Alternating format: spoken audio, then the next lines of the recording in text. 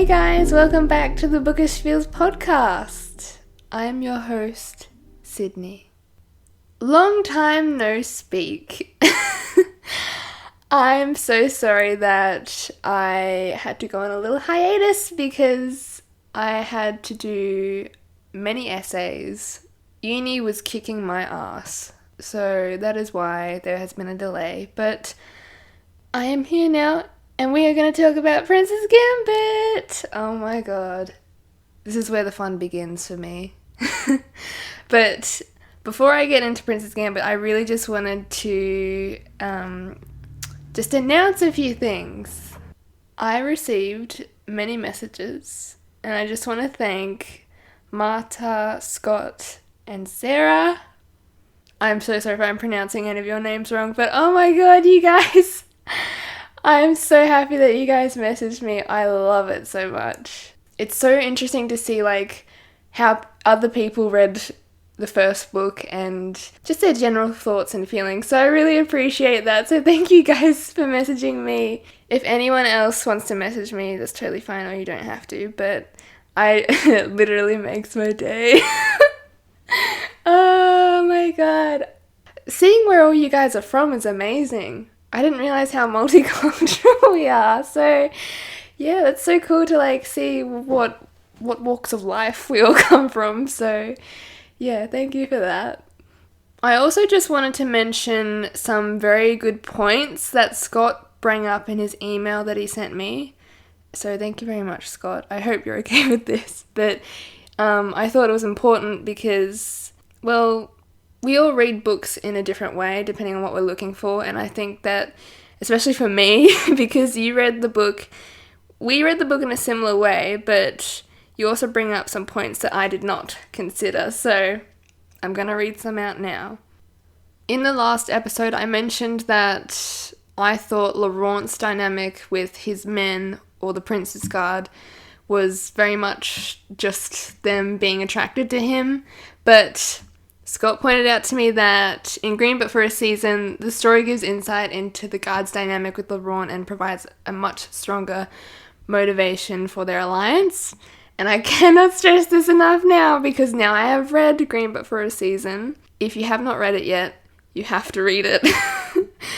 The short stories just provide so much more meaning into the original source material. That certainly cleared up my first assumptions about Laurent's relationship with his men. Scott says, "Not necessarily a criticism, but the books are very linear.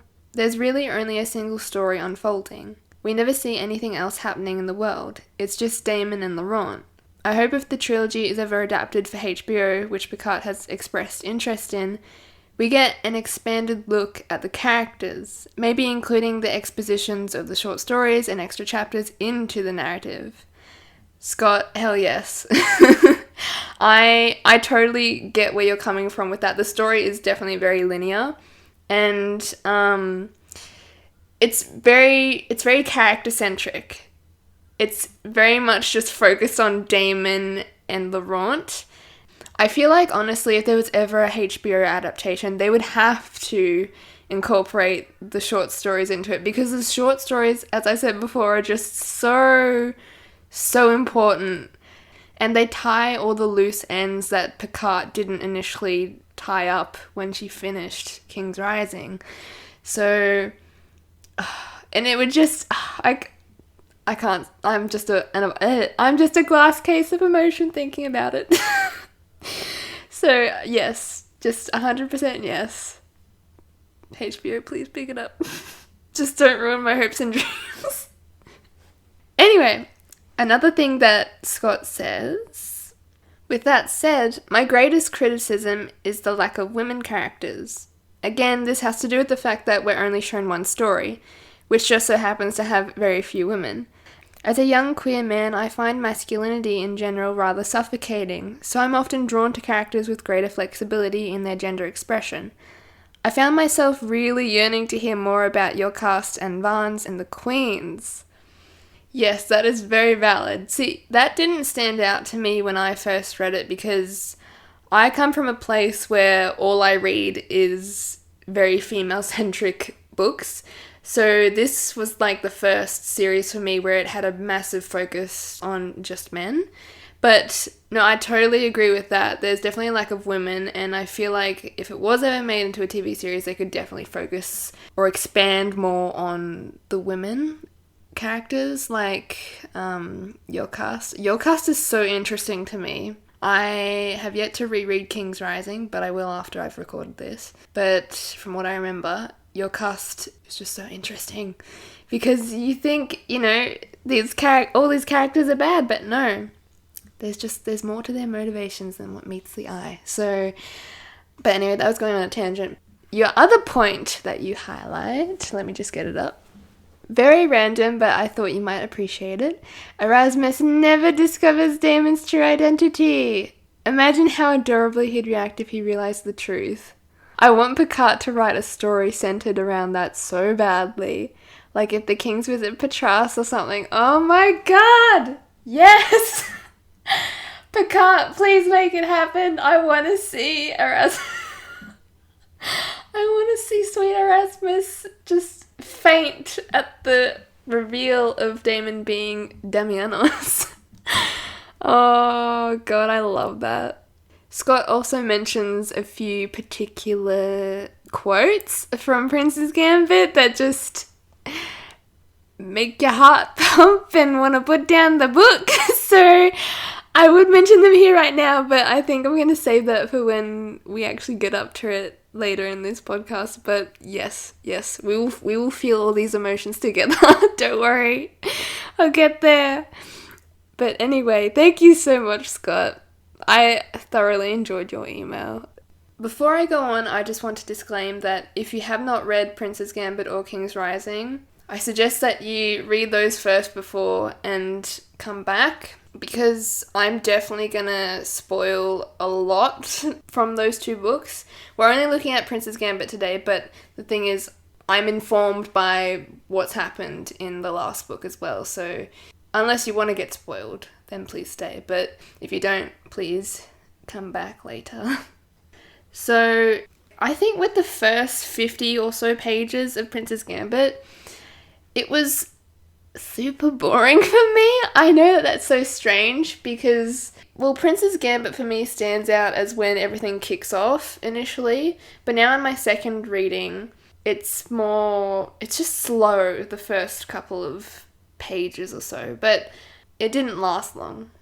This is a super minor detail, but when Laurent and company first enter Chastilian, I noticed that the hounds run straight for Laurent in excitement, and this just basically confirms my slight hunch that Laurent secretly adores animals. You cannot tell me otherwise.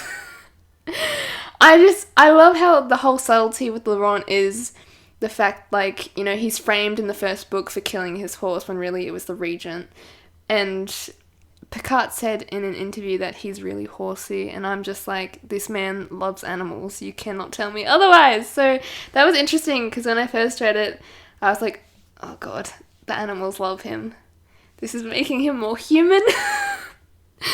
But yeah, that was just a super minor detail that I just wanted to mention.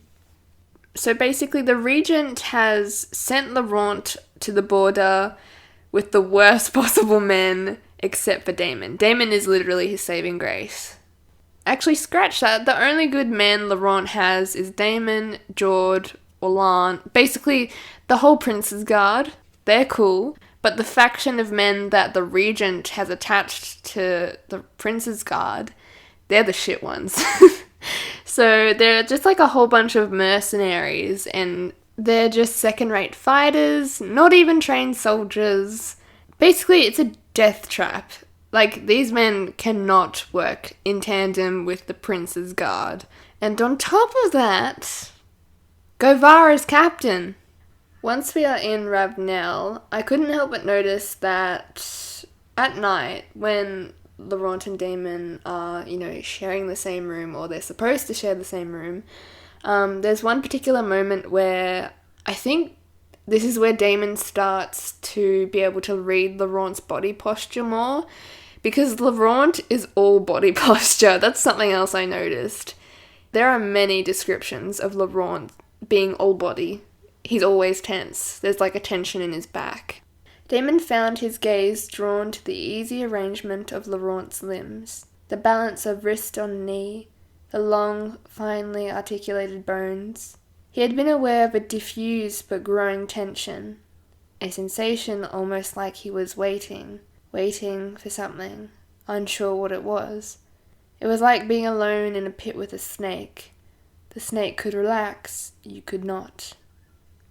There are always frequent descriptions of Laurent's appearance, but at least with this particular one, I like the fact that Laurent's got an element of danger to him.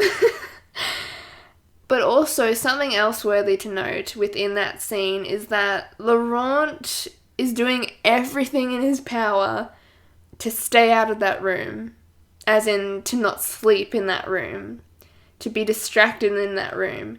And Damen is such a good distraction for him because obviously this room is very traumatic for Laurent because this is where the regent and him used to come to. And Laurent makes no indication of going to sleep. He doesn't sleep, I'm pretty sure. When it's dawn, Laurent says we're done for tonight and goes and prepares for the morning. It's more evident to me now that whenever there's an instance of trauma, Laurent just goes away. It's very subtle because you don't see him get worked up over things. It goes without saying that this is no easy thing for Laurent, though he plays it off as being easy. In the palace, he had separate rooms from Damen, but now he has to share a bedroom with Damen, and it's just trauma everywhere. The man who caused him trauma is sleeping in his room. Well, not caused him trauma directly, but he was like the catalyst of it, so poor baby. Laurent challenges Damen to a fight. And I think it's mainly because that he knows something, because he actually tries to kill Damen with the long sword. But I can't remember what he remembers. I just know that there's something's going on. I don't know if it's Damon's identity, but he knows something.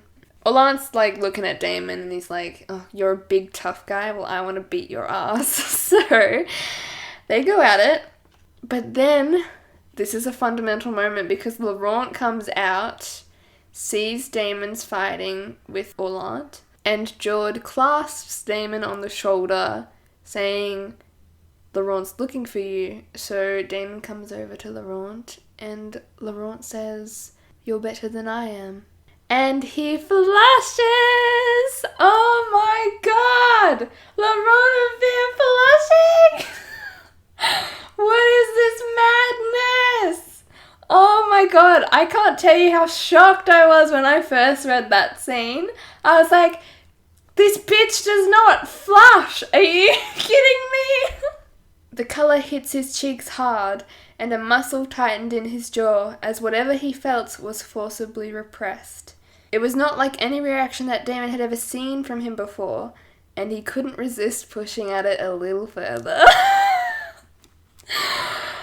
And then Damen says, why? Do you want to spar? We can keep it friendly. And Laurent's instantly like, no. Screw you. I don't know what I came here for. I'm going to talk to Jord. Bye. See, this is the moment where Laurent's instantly like, shit, I don't know if I can beat this man.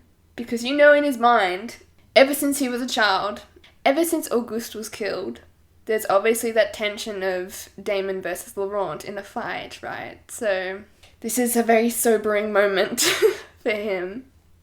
Soon after, Damen comes to Laurent to speak of an argument in private. This argument being that he needs to bring Govar to heel. Because Govar is a shitty captain. This is on page 35. Why do you give me good advice? Asked Laurent. Isn't that why you brought me with you? Instead of speaking those words out loud, Damen said, why don't you take any of it? Govar is captain and he has resolved matters to my satisfaction, said Laurent. But the frown hadn't left his face, and his eyes were opaque, as though his thoughts had turned inward. It's very clear to me that in that moment, Laurent is taking on Damon's advice, but he doesn't want him to think that he's taking on his advice. So he's going to go away and ruminate on it a bit, as he did towards the end of Captive Prince when Damen said, "Take me with you." Laurent's not an idiot. He's not going to deny the good advice when it's given to him, but he's just going to, like, let Damen wait a bit. By far, one of my favourite scenes in Prince's Gambit is the sword fight between Gauvard and Laurent. I love how in the beginning of that scene, it's just not looking good. Damon's, like, panicking so much, but then he sees Laurent pick up the sword and he actually starts fighting really well with it because he has been training for years. Despite the fact that, you know, at this point, things aren't looking good. He doesn't have the respect of the Regent's men, and yet here he is kicking Gauvard's ass, and he's earning it. He's earning their respect. But it's also the way in which Laurent fights, because obviously, physically, Laurent's not built like Damen. Laurent's all lean and graceful. At least in my mind, that's what he is. And his strength with sword fighting is much different. It's more... how do I say it? It's more poke and prod. Like, he keeps knocking the sword out of Gauvard's hands, and then he's like, pick it up. And then he does it again. It's like, pick it up. He's just wearing him down until Gauvard can't stand it anymore and he loses his mind. And that's when Gauvard makes a mistake. So it's like Laurent's trying to mindfuck him, essentially. But that's classic Laurent for you. I can see Laurent's icy persona is starting to melt towards Damen, but not in a romantic way. Laurent actually becomes more truthful when he and Damen are alone. For example, on page 59, Damen says that he likes Jord as the new captain, but then Laurent says, "No, you were meant to be." I think that since he's watched the sword fight with Laurent, he's now accepting Damon's talents rather than focusing on the fact that he would lose the fight against Damen. We all know Laurent wants to fight Damen because of Auguste. That's the whole reason why he no longer is the bookish boy he once was. And Laurent literally states that, "Did you think I was too proud to see it? I can assure you the pride I have invested in beating my uncle far outweighs the feelings I hold over any other account." So there you go. Laurent is banding together with Damen to beat a common enemy. But it's definitely not love. I have my eyes set on the moment Laurent falls in love with Damen, although I don't really think there's an actual moment. I feel like it's more a progression of moments. Because if he fell in love with Damen all at one point, that's a bit weird. But I feel like it has to be a progression. I love how humble Jord is in his attraction to Aymeric. On page 65, Jord and Damen are sitting by the campfire where they see Aymeric tending to his armor. And Jord's like so concerned whether or not there's a difference between sleeping with a highborn or not. He reminds me of, who's the guy from Game of Thrones? One of Rob's bastard sons, Gendry, I think. He gives me massive Jord vibes. Oh, my poor Jord! We'll get to the pain of that later, but I just had to highlight that because that was, you know, the first moment that Aymeric and Jord had a moment. There are also so many moments throughout the book where Laurent catches himself realizing he's talking to Damianos, so then he has to quickly, like, gather himself. For example, on page 68, Damen says, "It was an impressive fight." "Yes, I know," said Laurent. He didn't smile when he said things like that. He sat relaxed, with the cup now dangling from his long fingers, and gazed back at Damen steadily. "You must have spent a lot of time in training," said Damen, and to his surprise, Laurent answered him seriously. "I was never a fighter," said Laurent. "That was Auguste. But after Marlas, I was obsessed with." Laurent stopped. Damen could see the moment when Laurent decided to continue. It was deliberate. His eyes meeting Damen's, his tone subtly changed. Damianos of Archelos was commanding troops at 17. At 19, he rode onto the field, cut a path through our finest men, and took my brother's life. They said he was the best fighter in Archelos. I thought if I was going to kill someone like that, I would have to be very, very good. The amount of tension that escalates from those moments is insane. It's just... I can't even articulate it. There's just so many moments where it's when Laurent knows that he's talking to Damianos, but Damen obviously doesn't know that, and it's so obvious. To go along with that, there's also a scene where Damon's rejecting the idea of an innocent Laurent. He asks Pascal to tell him about the relationship between Laurent and Auguste, to which he explains that Auguste was practically the apple of the king's eye, a golden prince. To that, Damen says that Laurent must resent him. But then Pascal says, no, he loved him. He hero-worshipped him. The way that intellectual boys sometimes do with older boys who excel physically. It went both ways with those two. They were devoted to one another. Auguste was the protector. He would do anything for his little brother. And that makes me so sad. And then it says that Damen thought privately that princes needed seasoning, not protection. Laurent in particular. Laurent didn't need to be protected from anything. This is when I love how like the past is just coming alive, and it's so emotional, and like I can't put it into words. How the fact that Picard is making it so much more meaningful because of what's happened in the past, and it's the root of Damen and Laurent's relationship to each other. And oh my god, it's tragic. It's really tragic. I also love how Laurent and Auguste are the complete opposite of Damen and Castor. Damen was too trusting of his older brother.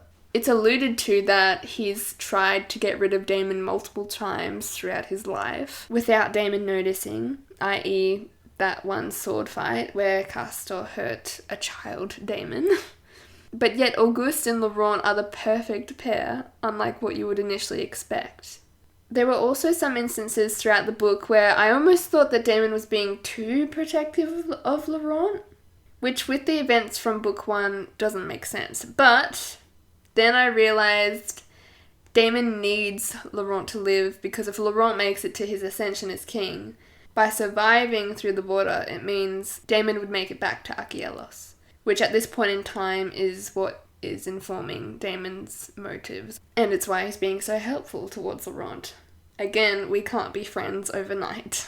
There's this one moment that to me marks the beginning of the fun and playful section of Prince's Gambit, if you will, because it starts with Damen calling to Jord, who is in the tent with Aymeric, but then he comes out with only nothing on, but holding his pants.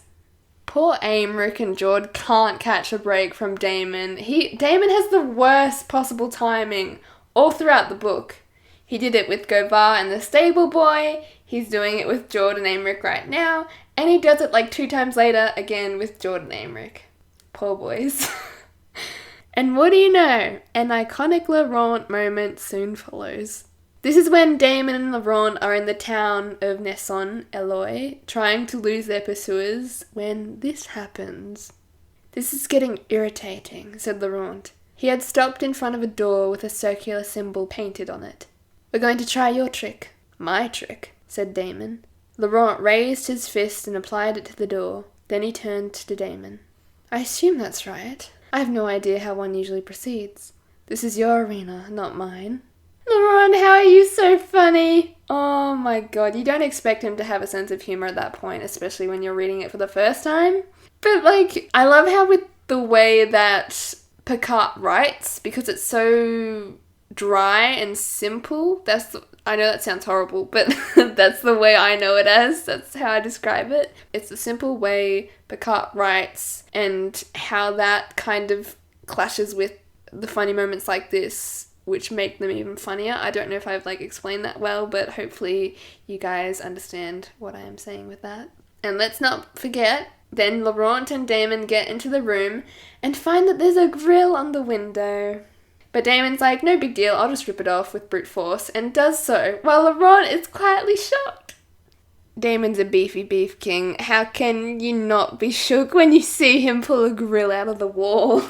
This is probably one of my other favourite scenes out of the whole of Princess Gambit, but it's when Damen and Laurent have reversed their roles in the inn. So now Laurent's the pet and Damon's the master. And I love seeing how Laurent's putting on like this bitchy stuck up attitude where he can only get the best of the best. He's wearing Nicase's earring, but while Laurent is playing this role of pet, he's playing it in a very flirty way. Maybe flirty's not the right word. I'd say playful. To me, this also feels like this is the first instance where Laurent's actually enjoying himself with Damen. I remember when I read this scene for the first time round, much like Damen, I was super cautious and a tad bit confused towards how Laurent was acting, because it was the last thing I expected. Which again, just when we think we know Laurent, he's unpredictable. Laurent's definitely enjoying himself because he's teasing Damen and confusing him. And not only that, but Damen's also beginning to piece Laurent together more at this stage. Once again, Laurent assumes the role of pet, sits down at the table and gets physically closer to Damen like a lover, making Damen the subject of the conversation and throwing a barb at him, saying, "Achielos, the garden of delights. So you enjoy slavery in others, just not in yourself."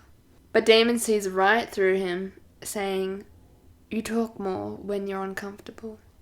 My ride or die Charles is here! See, when I first read the book, Charles did not stand out to me at all. He stands out to you once you're in King's Rising, really, but the fact that I'm seeing him here and knowing him now, I'm like, oh, hello. He's just a lot of fun to be around. And he's also Laurent's number one groupie. I can't. Okay, bear with me. I have written down a whole chunk for the rest of this scene because there's a lot to talk about. After Laurent wins Volo's cap and returns to Damen, he asks what the food is like, and to which Damen rips off a piece of bread and says, "Try it." I love how, without words, we see Laurent look to the bread, the men by the fire, and then back to Damen, and we instantly know he's about to do something for spectacle, or verisimilitude, as Laurent says. There's this poignant tension that slowly starts burning, and it builds throughout the scene. Laurent's eating the bread from Damen's hand, literally mirroring the times in book 1 where it was vice versa. And I cannot help but feel like this is a big step for Laurent. But in the same breath, the power dynamics of this exchange are still in Laurent's favour. Obviously, the power dynamic between them isn't as unequal as it was in book 1. Damen has much more free reign. But as Damen says, it's like feeding a predator. Laurent knows exactly what he's doing, resting his hand on Damen's thigh and slowly sliding it up. But Damen has no idea why Laurent's doing this.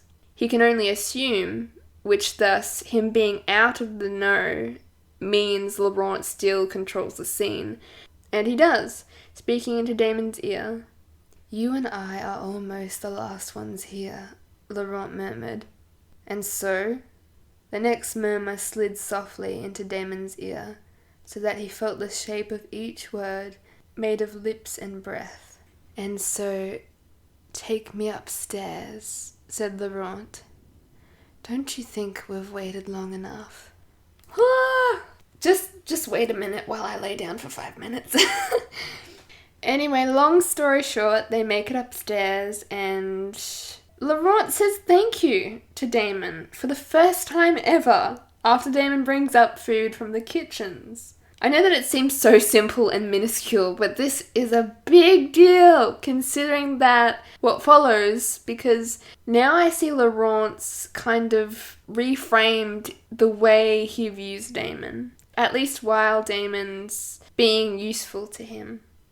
I don't want to say he's let his walls down yet, because he hasn't. This is one of those rare, subtle moments where the human side of Laurent cannot help but come through, because naturally Damen pulls it from him.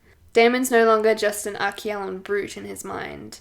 he has talents and qualities that Laurent recognizes. I also think that in the chaos of everything that has happened, or is happening, there's a point where you just forget all the shit that's happened between them. I'm not saying that that justifies the horrible things that have happened. There are definitely intense emotional repercussions that Laurent and Damen will face in the future for it. But it's just now, in this moment, things are different. I can't articulate it very well, but I think that also comes back to the question of how could Picard convince me that these two could love each other?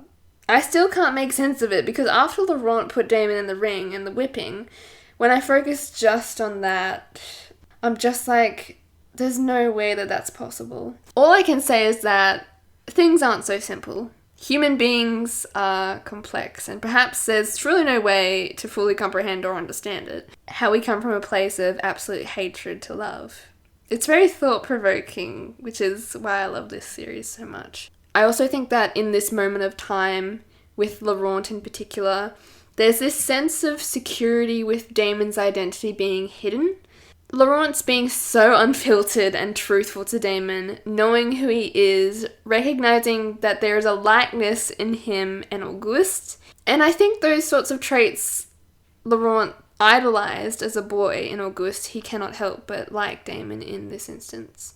Seeing how Damen truly can't put together why Auguste betrayed him, I think earns empathy from a Laurent in some way. Damen has been slighted by his brother, and Laurent, being a prince who is also fighting just to keep his title, understands his situation. What makes you think Castor is the weaker man? You don't know him, but I'm coming to know you. And though I am unpacking all of this, I just want to say that Laurent and Damen still don't trust each other fully. I think it's just the slow progression of things. You can be friendly, helpful, and see eye to eye with someone, but that doesn't mean you necessarily trust them, depending on who they are. Super random, but I've heard a lot of fans ask Picard the length of Laurent's hair for some reason. So if this is helpful to anyone, I think I found the answer. On page 105, Damen's imagining Yocast's blonde hair, but then it says he found himself confusing long blonde hair with shorter. Not that it really matters, but there you go. Do with that what you will. Oh my god, the rooftop chase! I love the rooftop chase. The book takes on like this silly and funny tone leading up to the moments of that chase, and the whole incident with Damen and Laurent hiding on the balcony and the thugs bursting in, disrupting Volo and the houseboy, thinking that he's Laurent. It almost has the feel of a Shakespearean comedy, honestly. Again, I can't get over how playful Laurent is. It didn't really stand out to me in my first reading because I didn't trust Laurent at all, but now he's like a little boy stirring up trouble. Why is that so cute? On page 112, I quote, "But I told you, it's the game I like," said Laurent, and with the toe of his boot he deliberately pushed a loose tile off the roof. Even Damen joins in on the fun. When they find themselves on another balcony, Damen tips over a flower pot and then Laurent unclips someone's laundry from the line and lets it fall on the person below. Like, this is just such a different tone to the beginning of the book and book one, especially book one. This is just my personal assumption, but I think by the end of the chase, Damen realizes he's somewhat in love with Laurent. In love is a very strong word, but I don't want to say he's attracted to him because we already knew that. But anyway, I'll read it out. Page 113. Laurent's about to move out into a busy street when Damen catches his arm and says, "Wait, it's too exposed. You stand out in this light. Your moosey hair's like a beacon." Wordlessly, Laurent pulled Volo's woolen cap from his belt. Damen felt it then, the first dizzy edge of a new emotion, and he let go his hold of Laurent like a man fearing a precipice, and yet was helpless. I cannot help but feel that that is when Damen starts to feel some feelings for him. Shortly after Laurent and Damen are separated, Damen catches the two men that were pursuing them both, and he finds out that the regent has planned an ambush, a 3-staged ambush. So he rides his ass back to the Nasson camp, and he's low-key scared when he arrives because he can't see Laurent, but then he sees Laurent, and then Laurent sees him, and Damon's like, "You're alive." And Laurent says, "I'm alive." They were gazing at one another. "I wasn't sure you'd come back." "I came back," said Damen. We'd like to think that Laurent knows everything, but in this instance, you can tell that Laurent definitely can't prepare for everything. And if Laurent's saying that he thought, "I wasn't sure you'd come back," Damon's an honourable man, and Laurent cannot deny that now. And I feel like their trust is definitely more solidified by that. The whole crew has survived the regent's ambush. Damen, Laurent and George gather together and discuss what they'll do next, but Damon's instantly trying to persuade them that they need to do a surprise attack tonight in the hills when they least expect it.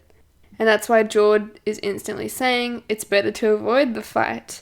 But then Laurent says, "I prefer to think my way out of traps, rather than use brute force to simply smash through." The words had the air of finality to them. Damen nodded and began to rise when Laurent's cool voice stopped him. "That's why I think we should fight," said Laurent. "It's the last thing I would ever do, and the last thing anyone, knowing me, would expect."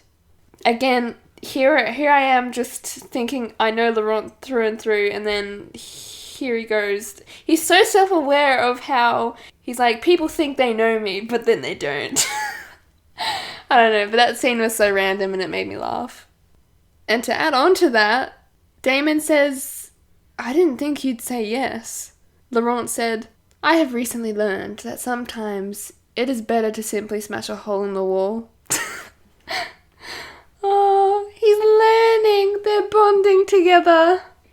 Hearing that Aymeric isn't doing so well after killing Orlant, Damen goes out to look for him. So he finds him in the forest, leaning against a tree, and just as when he's about to make himself known, George puts a hand on Aymeric's back, and Damon's like, "Oh, I should stop." But then he watches them, and then when it gets into it, he's like, "Okay, I gotta go," and he leaves.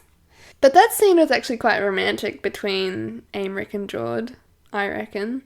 Aymeric says, "Kiss me, I am a mess," essentially. So George's just trying to comfort him. After the fight with the ambush, the whole camp is very jovial because Laurent's just basically won his first victory thanks to the help of Damen.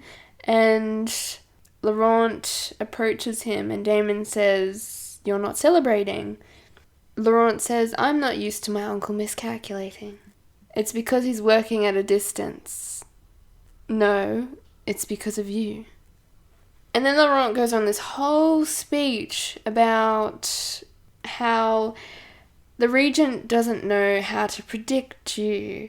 Had he had known how much of an asset you would have been to me, he never would have let you leave. He continues on saying, "You have saved my life more than once. You have made fighters of these men, trained them, honed them. Tonight you have handed me my first victory." And weirded out by this, Damon's like, "I should go help with the repairs." But then Laurent grabs him by the arm and says, "Leave the repairs. Get some sleep." And you know when someone in a book suddenly is concerned over the fact that another character's well-being is not great because they're losing sleep, you know this is serious. So that was really nice. It's weird, in my first reading of the book, Lazare and other side characters like him didn't really stand out to me, but in this second reading, I can't help but notice that Lazare is such a shit stirrer. This entire conversation that he has between George Aymeric, Damen, and I think a few other people is just so funny because he's like, "So, what's it like having an aristocrat suck your dick?" He instantly just wants all the dirty gossip. The fact that it takes Lazare to see Damen watching Laurent on the horse to realise that, oh, okay, you're not fucking him. I love how, like, that whole scene ends. It's just the cherry on top. Damon's beginning to look at Laurent very longingly.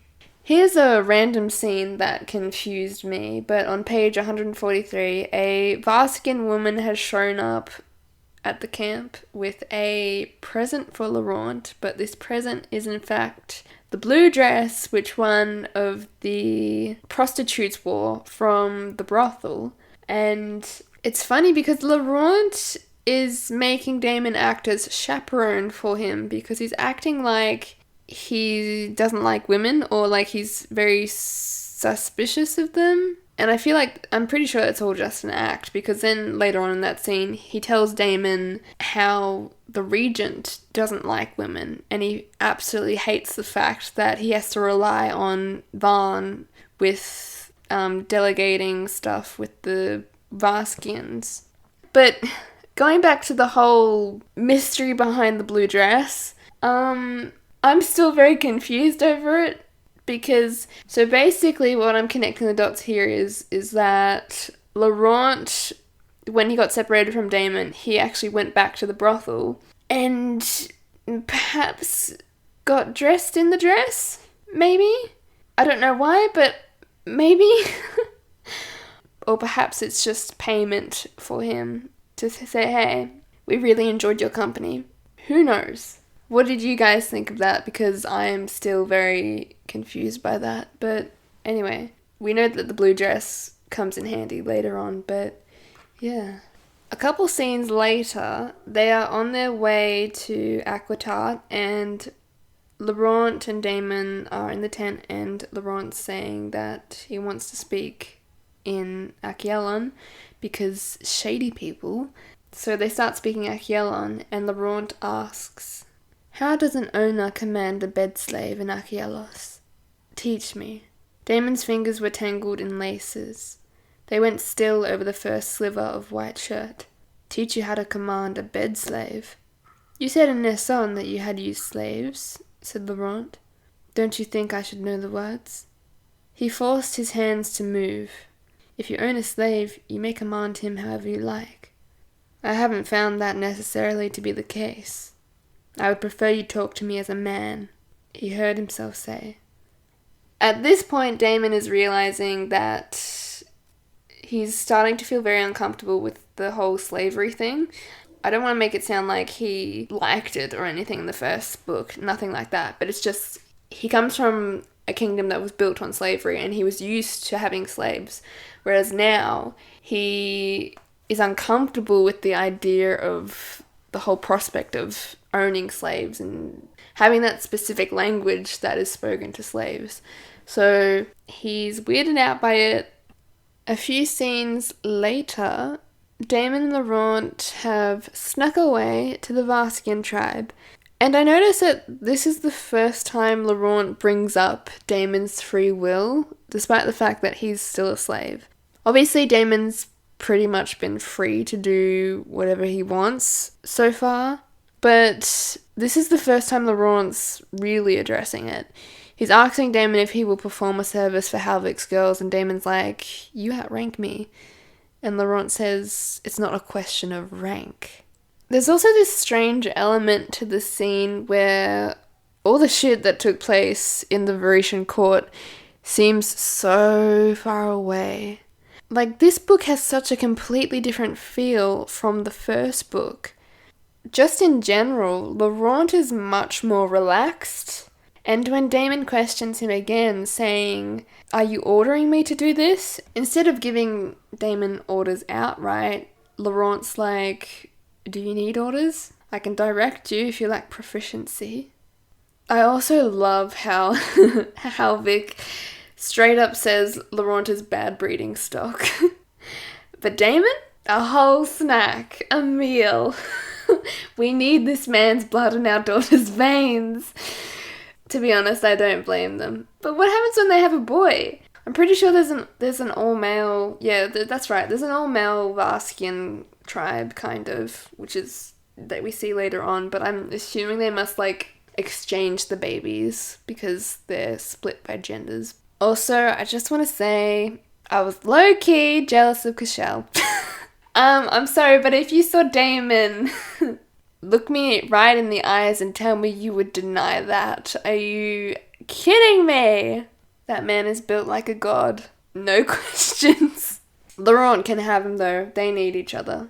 Anyway, after Damen has his fun, he returns to the tent and wakes a sleeping Laurent, who laughs at him. There's this kind of awkward tension when Laurent teases him, but it's in such a completely different manner from the tension from last time in the chase scene when he was being all teasing. Because I honestly couldn't tell whether or not Laurent was joking or playing it off as a joke. Because for Laurent to say that to Damen, exhausted and like weak, says, "That's nice of you. I can't get up. I'll just lie here. Or did you need something?" "Oh, how did you know?" said Laurent. "Take me to bed." So yeah, I can't tell if like Laurent's joking or if he's playing it off as a joke. I'm assuming it's joking, but it's a funny, awkward kind of mood there.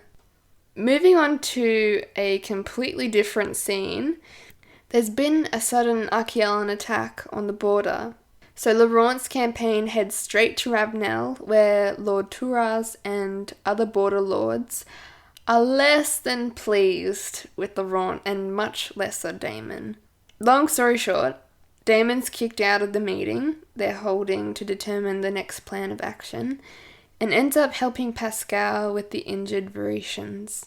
What I found refreshing about this is that we're breaking away from the main focus of the relationship between Laurent and Damen, and now we're getting deeper into the moral of the story, kind of. Pascal explains to Damen that all the injured are lowborn and didn't receive proper treatment compared to those who were soldiers. Then a Varetian woman comes in to retrieve the body of a loved one, and in her grief attacks Damen because he is Achelon. The border lords framed the attack as if it was the Achelon side's fault, when apparently the regent hired Varetians to instigate a conflict on the border first. This is kind of a humbling moment for Damen. Think about it. Being the prince who has a strong sense of pride and righteousness in his country. But what's evident here is that both sides are at fault. Because Damen's country have just slaughtered a village of innocent people. Men, women, and children. The Varetian woman's attack on Damen is not deserved, because he wasn't a part of the attack, obviously. The real enemy here is the regent. The real enemy is a man in power who doesn't care for these people on the border, who have been getting the brunt of the raids and the skirmishes for years. It's the fact that all this violence is literally for nothing. It's just a back and forth fight between bad men in power who don't even get blood on their hands. The regent obviously planned this to catch Laurent's attention, as well as cause some unrest for Castor.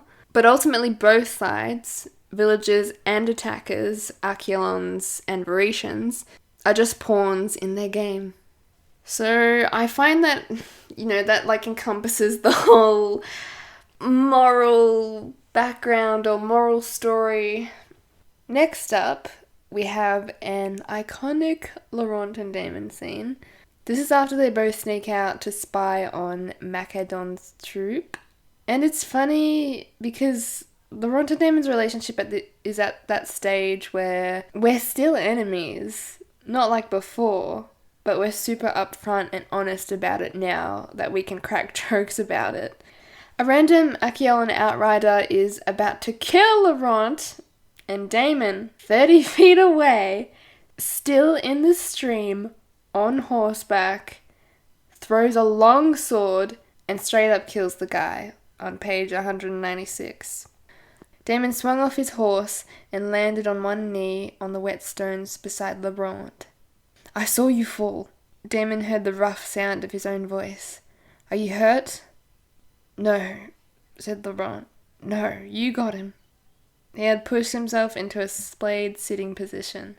Before, Damen was passing a hand from the joint of Laurent's neck and shoulder down over his chest, frowning. But there was no blood, no protruding bolt or fletching. Had the fall injured him? Laurent sounded dazed. Damon's attention was all on Laurent's body, concerned with the possibility of injury. He was only distantly aware of Laurent looking back at him. And later on in another scene, Laurent says, "I've never seen her throw like that." Oh my god, he's so amazed by how how's that even possible? But honestly, me too, Laurent, me too. This is me just loving tropey shit, but after this whole incident, instead of it being there's only one bed, there's only one horse. So now they ride together, and oh man, we are leaps and bounds ahead from book 1, where Laurent couldn't stand to go near Damen like this, in this way. Damen and Laurent are camping in the forest, and they're having this conversation about how Laurent was surprised the first time the regent attacked him. "I didn't think he'd really try to kill me," he said. "After everything. Even after everything. So you see, I can be surprised." Damen said, "It's not naive to trust your family. I promise you it is," said Laurent. "But I wonder, is it less naive than the moments when I find myself trusting a stranger, my barbarian enemy, whom I do not treat gently?" He held Damon's gaze as the moment lengthened. "I know you're planning to leave when this border fight is done," said Laurent.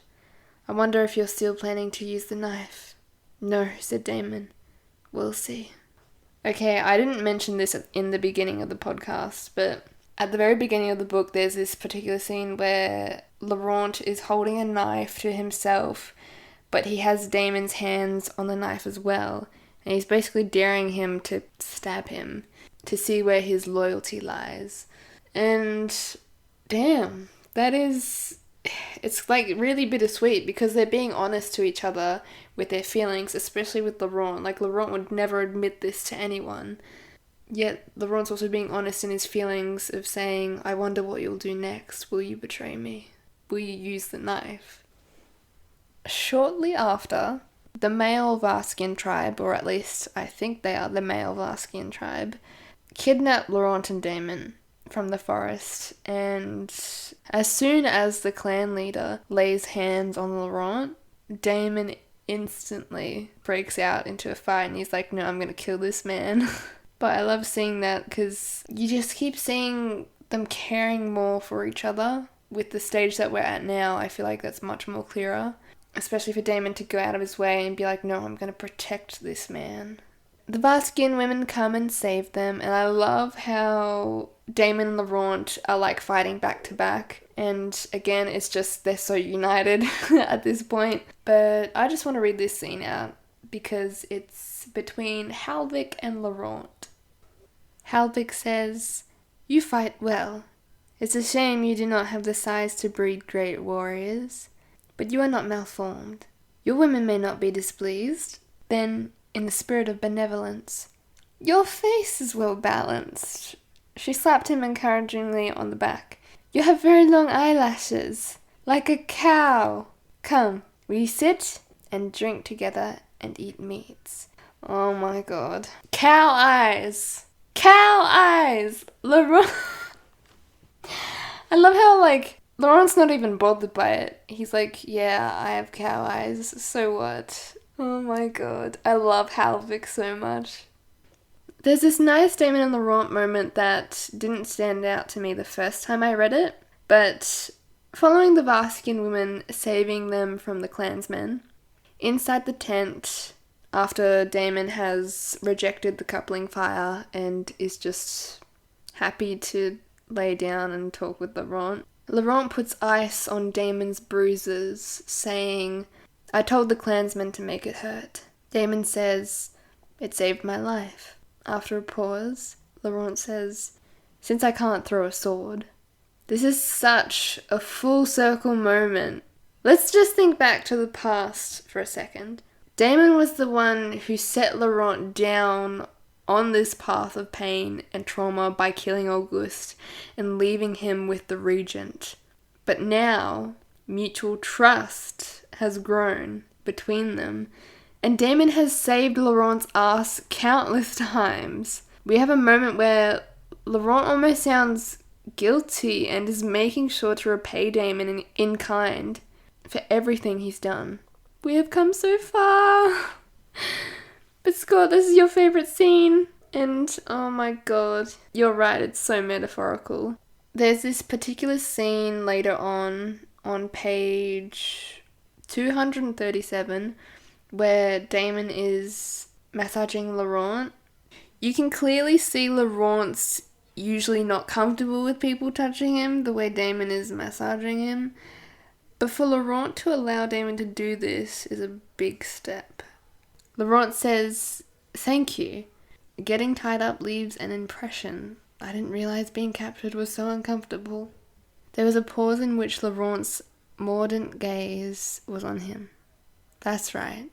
I'm still captured," said Damen. "Your eyes say for now," Laurent said. "Your eyes have always said for now. And then, if you were a pet, I would have gifted you enough by now to buy out your contract, many times over." "I'd still be here," said Damen. "With you. I told you that I would see this border dispute through to its finish. Do you think I'd go back on my word?" "No," said Laurent, almost as if he was realizing it for the first time. "I don't think you would. But I know you don't like it. I remember how much it maddened you in the palace to be bound and powerless. I felt yesterday how badly you wanted to hit someone." Damen touches the bruise on Laurent's jaw and instantly he knows this is too much, too intimate, and apologizes and intends to leave when Laurent stops him. I noticed that in Laurent's dialogue in this particular section is very disjointed. He's lost for words, which as we all know is very unlike Laurent. Okay, this moment is probably one of my favorite moments of the entire book. Lord Touras' troop has just cornered Laurent's whole troop on their way back to Ravenel, and they have just gotten the news that Laurent was the one who caused all the border attacks because the regent is framing him and making him look like shit. So, there's that. Aymeric has also betrayed us, and that was very dramatic, but poor Jord, once again, poor Jord. Things aren't looking good. Councillor Guyon kind of beats Laurent down with his words. "Your uncle would never say this to you," he said, reining in beside his son Aymeric. "So I will. Out of loyalty to your father and your brother, your uncle has treated you with leniency you never deserved. You have repaid him with scorn and contempt, with negligence in your duties, and with wanton disregard for the shame you bring to your family. That your selfish nature has led you to treason does not surprise me. But how could you betray your uncle's trust after the kindness that he has lavished on you?" We all know the regent's not... Oh my god, I want to scream. Hang on, let me just gather my bearings for a sec. I'm just going to read out the rest of this scene because it is far too epic to just leave out of this podcast. So grab some popcorn and listen. Just when Councillor Guyon and Lord Touras think they've got the best of Laurent, Laurent gets the two Varsican women to dump one of their scouts at their feet, and he warns them that there's gonna be an interception at Hellay. And then Aymeric says, "What force?" Alone of all the men, Laurent did not lift his eyes to the hilltop, but kept them trained on Lord Touras. "I have a choice," said Laurent. "Did you think," said Laurent, "if you threw down a challenge to fight, I would not accept it?" The Patran troops filled the eastern horizon, bright under the noonday sun. My scorn and contempt, said Laurent, are not in need of your leniency, Lord Touras. You face me in my own kingdom.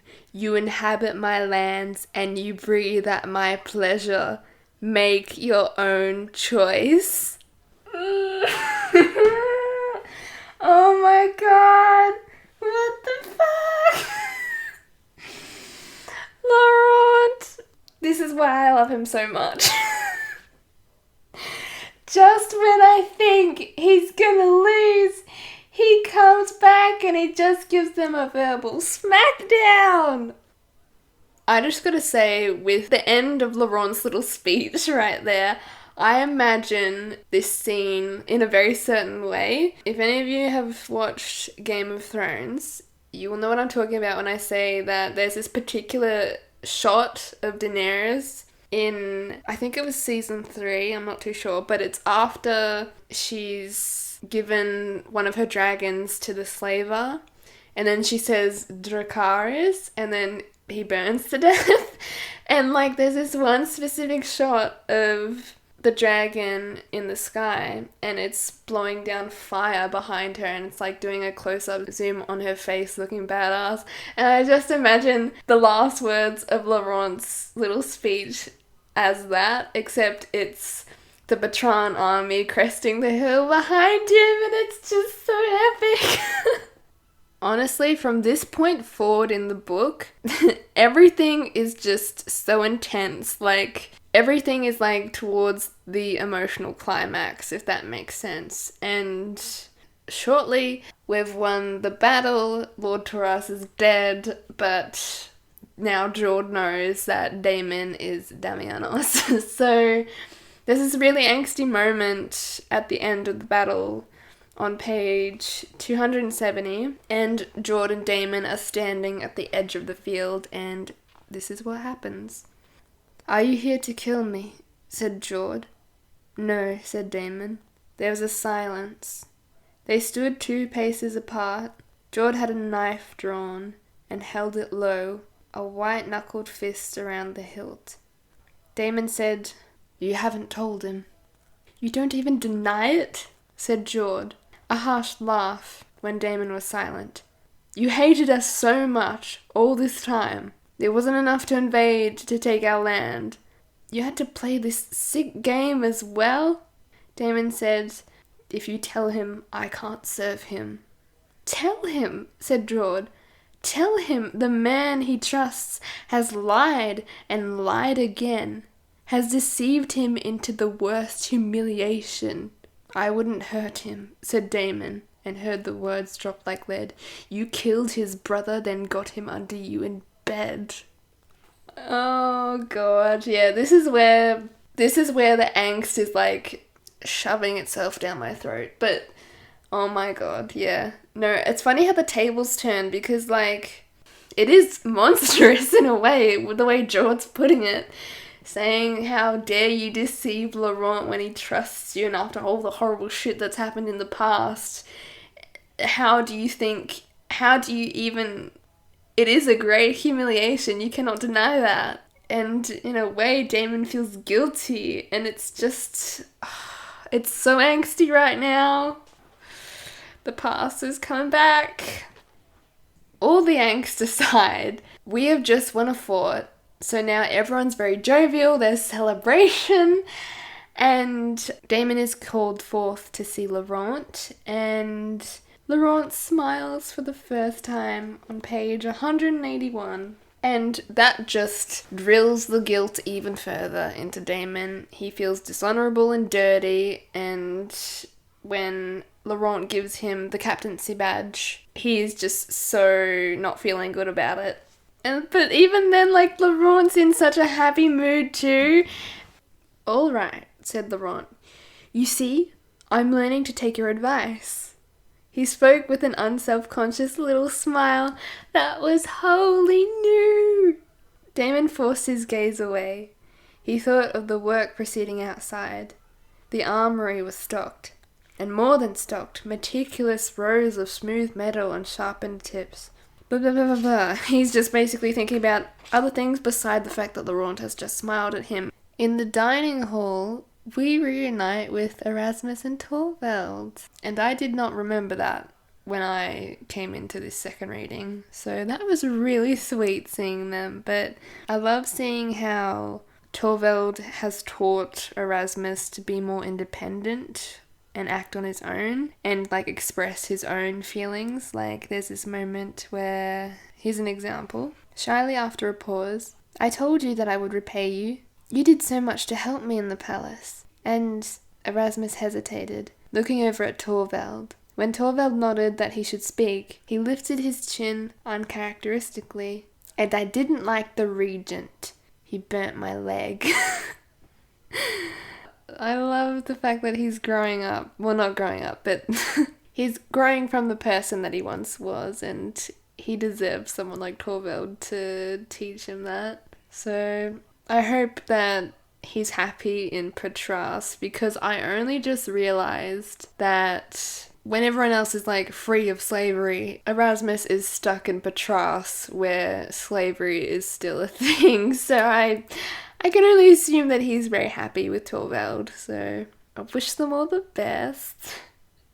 Also, I just realised there have been so many instances throughout the book where Laurent asks Damen who he's attracted to, aka men or women.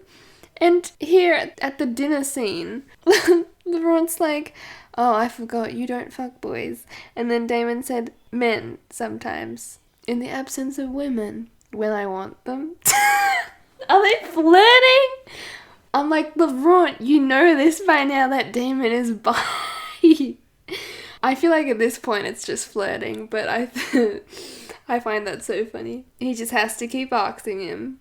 I feel like this night is drawn out for quite a while because there's this tension between Damen and Laurent, but especially with the fact that the description of Laurent is coming in full force in this chapter. Like, Damen just won't stop staring at him and describing him, and he just keeps looking at him, and I'm like, Jesus, I've never seen Damen look at him so much before in one single chapter, but it's just strong with this one. The attraction is undeniably there, but you can also see it with Laurent as well, because, you know, he's happy and he's being more open about things, and, you know, he's even being a little bit flirty.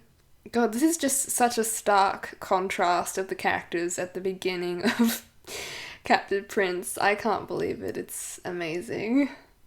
Anyway, Laurent and Damen are eating dinner. Well, they're not exactly eating dinner at the table. Laurent's feeding Damen, which is another full circle moment, because obviously Laurent fed him in book 1, but it was completely different. And in the inn scene, it was completely different as well. But now, it's just... I feel like it's Laurent, once again, he's repaying Damen for all that he has done. And the tone is just so different. But I love how, like, it's just those simple things. Because in all those 3 instances, it's just those situations were all so different. But now it's like, we're in a really good place. Damen is so overwhelmed by his attraction to Laurent and how he has to leave tomorrow and still feels like a massive traitor, so he soon gets up on the battlements, and then the kiss happens. Oh my god. See, I wish I could read this entire series for the first time again, because I've realised in my second reading these kinds of moments aren't as magical in the second reading. I feel like with each different experience, with the amount of times you read it, it changes everything, and it changes how you feel about everything.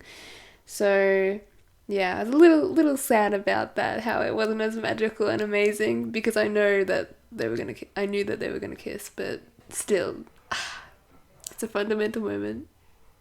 On the battlements, Damen reflects on everything, on his family, on the ways he used to think and perceive the world, and this is what he says. I never questioned the way my father saw the world. It was enough for me to be the kind of son he was proud of. I could never bring shame to his memory, but for the first time I realized I don't want to be his kind of king. It would have felt like a dishonor to say it. And yet, he had seen the village of Bruteau, innocent of aggression, cut down by Achiel's swords. And then he goes on remembering how he said to his father that he could beat Auguste after the Varetians played dirty at the Battle of Marlas. And it's just like, it's really tragic, like, seeing all this play out, because he's also realizing that in this moment when he thought Auguste was, connected to these Varetians who incited going against the parley. I think it was going against the parley, I'm not too sure, but he's seeing Auguste as his enemy. He's not thinking about how Auguste is a great brother to Laurent and what killing Auguste would do to Laurent and his life. And then he says, I'm sorry. And Laurent, acting like he doesn't know who Damianos is, gives him a strange look. Why would you apologize to me? He couldn't answer, not with the truth. I didn't understand what being king meant to you. What's that? An end to fighting. Damen has come such a long way from his biased thinking in the beginning of the series. He's grown from his family's arrogant and prejudiced thinking, seeing that Laurent and the Varetian side is just as human as his countrymen. So it's very bittersweet in this moment.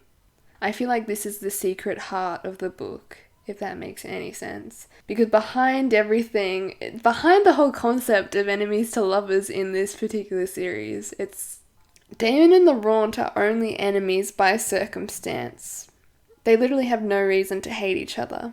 It's just their families and outside forces have shaped them and have caused them to do things to each other. It's very impersonal. Damen didn't go out and say, I want to kill this man because it's going to affect this little 13-year-old boy's life. It's not like that. They truly did not know. It's only by circumstance. And it just makes it even more tragic because we didn't even have to be enemies in the first place. And then he says this line, Laurent, I am your slave. Ironically, Jord is the one to interrupt the kiss. He tells them, hey, Aymric's kind of getting in some trouble, so you need to sort this out. Once they're alone again, Laurent is moving to leave, and Damen's instantly like, wait, what are you doing? When I said there should be justice for Aymric, I meant later, not now, he searched Laurent's face. He hit a look like a wall and the uncaring lift of golden brows. Laurent said, if Jord wants to get down on his knees for Aymric, he should know exactly who he's crawling for. And Damon's like, fine then.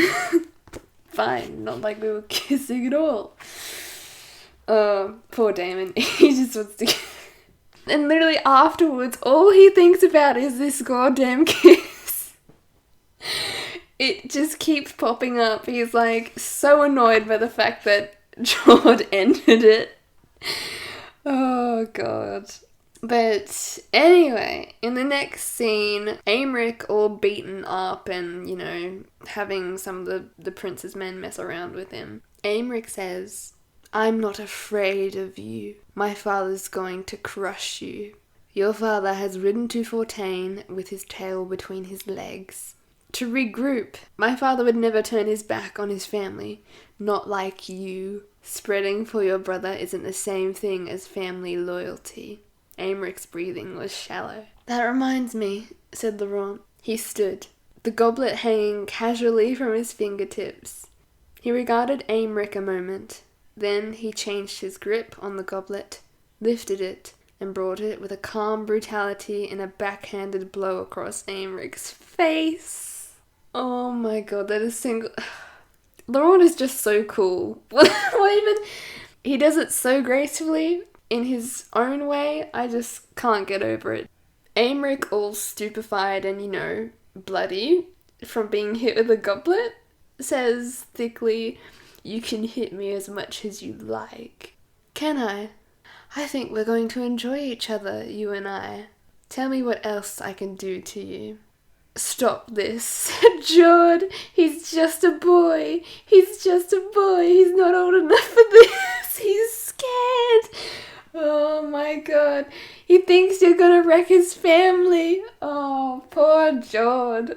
And then this is just like watching like a whole stack of blocks just tumble. It's just so not good. Like, Laurent's pissed at everyone. Even Aymric's turning to Jord in disbelief, knowing that he has tricked him and used him. Laurent says back to him, I am going to wreck his family, but it's not his family he's fighting for.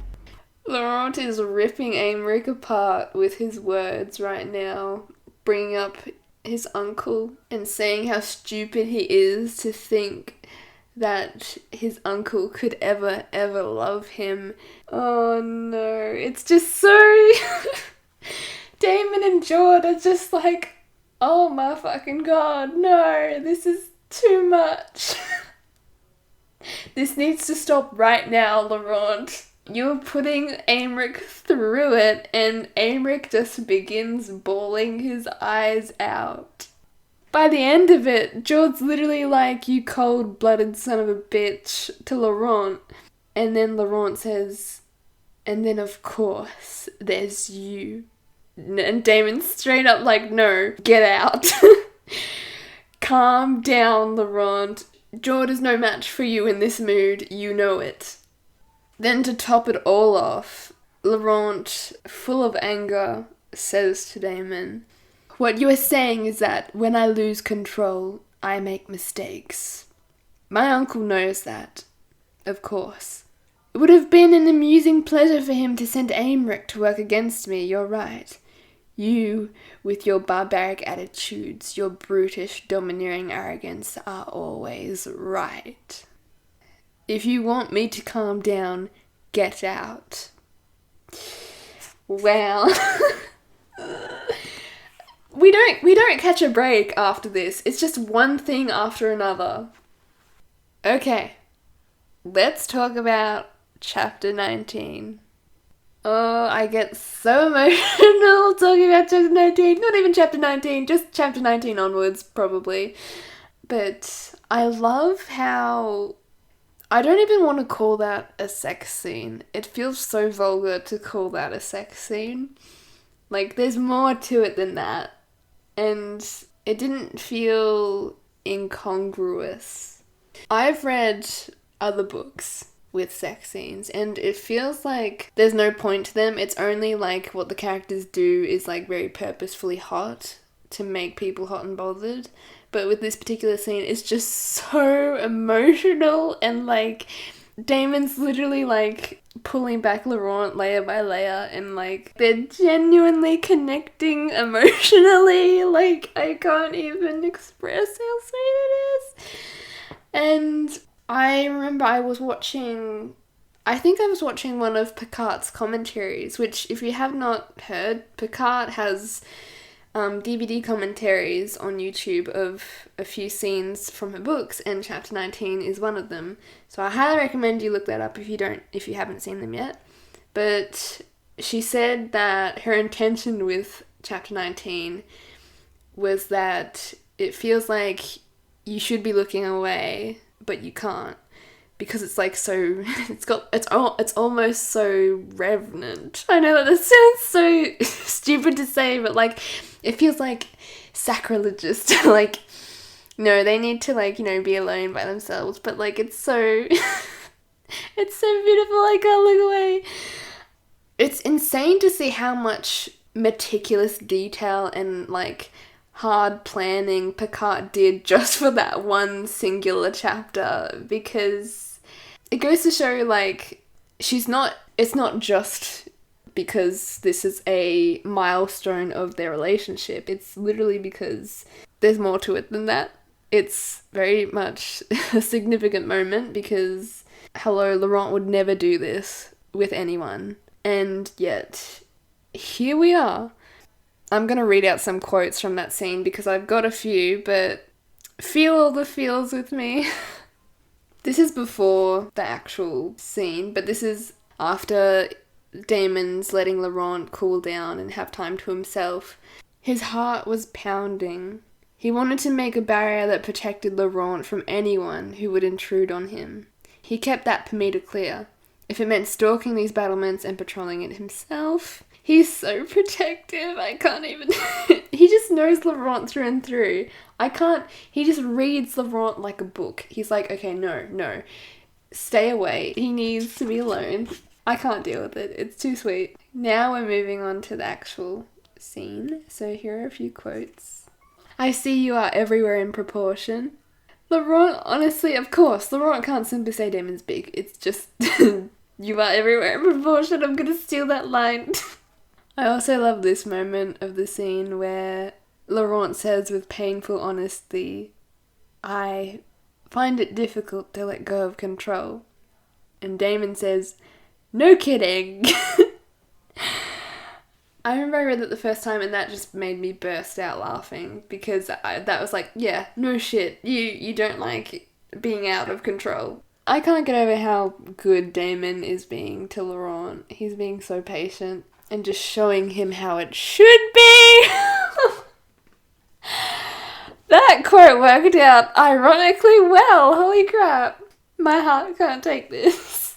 But this part of the chapter just makes me melt and just, I want to cry because Laurent, Damen said, and he was breaking apart. To get what you want, you have to know exactly how much you are willing to give up. Never had he wanted something this badly, and held it in his hands, knowing that tomorrow it would be gone. Traded for the high cliffs of Eos and the uncertain future across the border. The chance to stand before his brother, to ask him for all the answers that no longer seemed so important. A kingdom or this? Be right back while I go cry.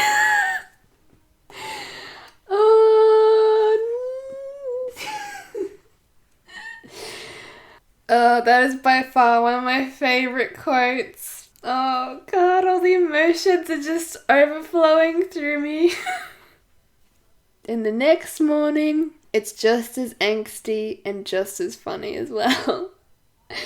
Laurent says, you're a generous and giving lover, and I feel like the Vasquian tribe in the body of one person. I suppose it is often like this.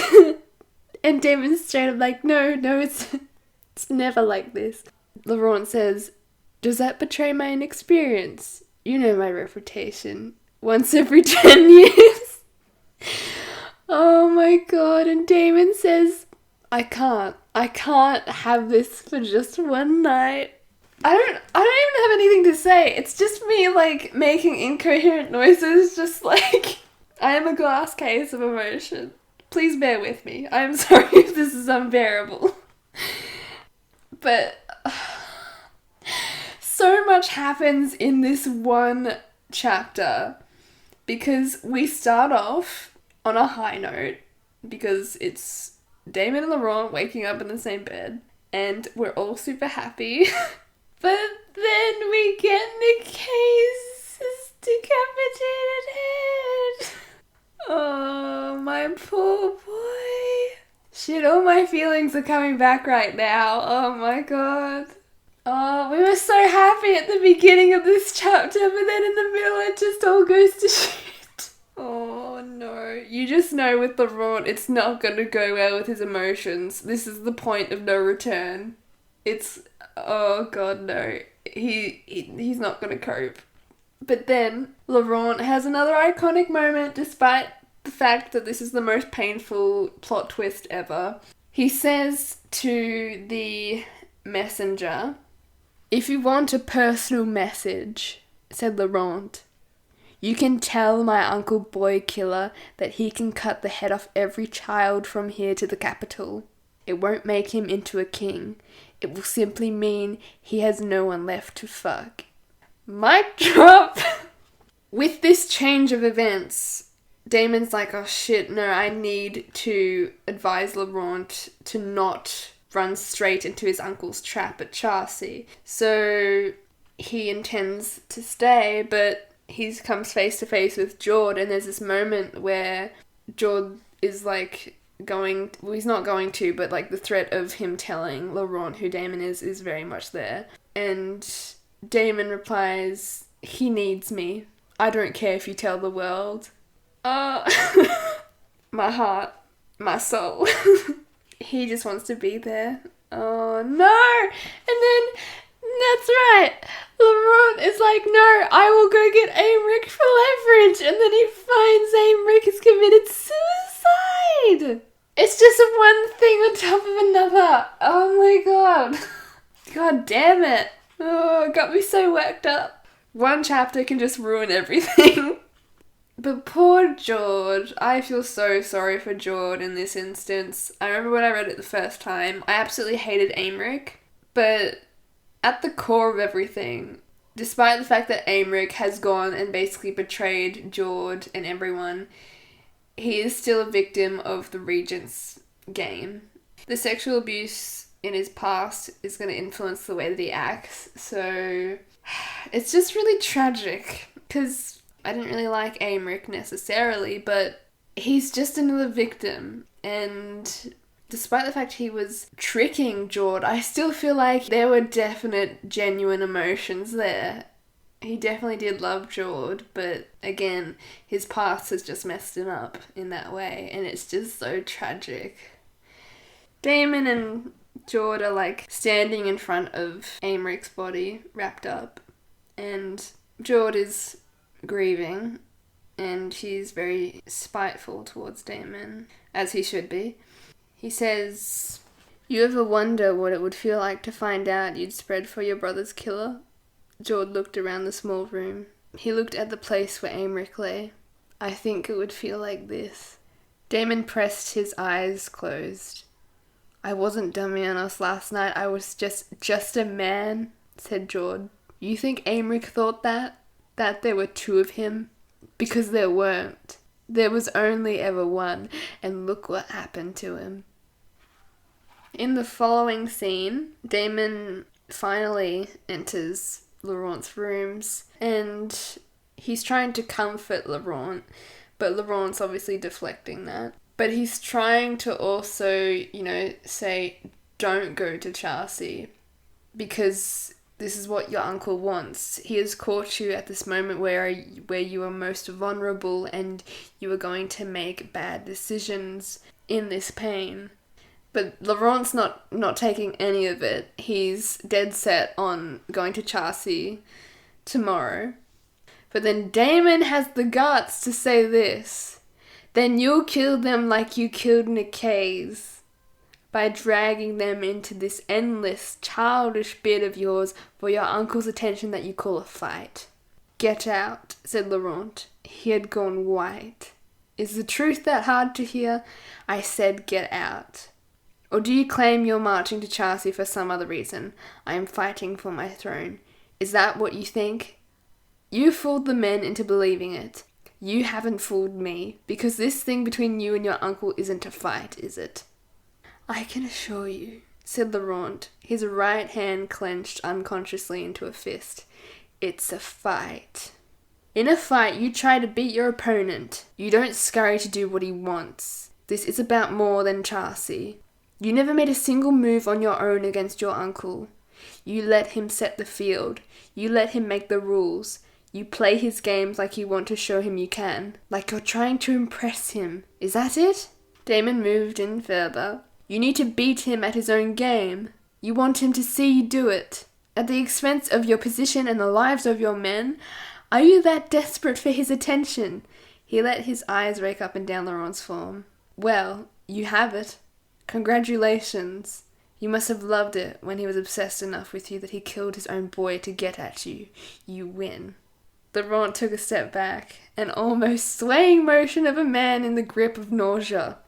Laurent says you don't know anything. You don't know anything about me or my uncle. You're so blind.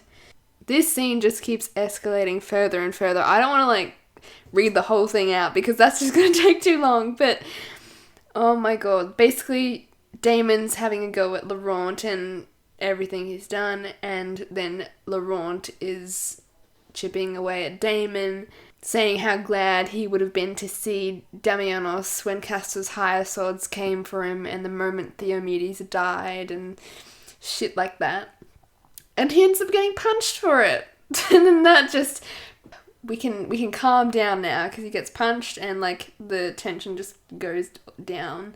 They come down from that high, and there's kind of a little moment where Laurent admits that he can't think. I can't think, and it's all he says, and Damon's like, I know. And it's just so comforting. And then Laurent notices that Damon still has one cuff on, and he says, sentiment, you should give me the other. Oh, but not only that. Oh god, not only that. I will read out this scene because it's just so sentimental and heartfelt. Damon imagined himself 19 again, knowing then what he knew now, and he wondered if he would have let that long ago battle fall to the Venetians, let Auguste live. If he would have ignored his father's call to arms altogether, and instead found his way to the Venetian tents and sought out Auguste to find some common ground. Laurent would have been 13, but in Damon's mind's eye he would have found him a little older, 16 or 17. Old enough that Damon's 19-year-old self could have begun, with all the exuberance of youth, to court him. We can't go back to the way things were now. It's just... I have no words. The moment Damon sees his countrymen on the horizon and sees Nicandros in the fort with all of his men, that is so satisfying. Despite the fact that the last 3 chapters have, like, completely destroyed me emotionally, there's this, like, newfound hope in a way, kind of. This, like, newfound determination, because now Damon is with his men, and the next time Laurent sees him, he's gonna face him as Damianos, king of Achielos. Like, I can't...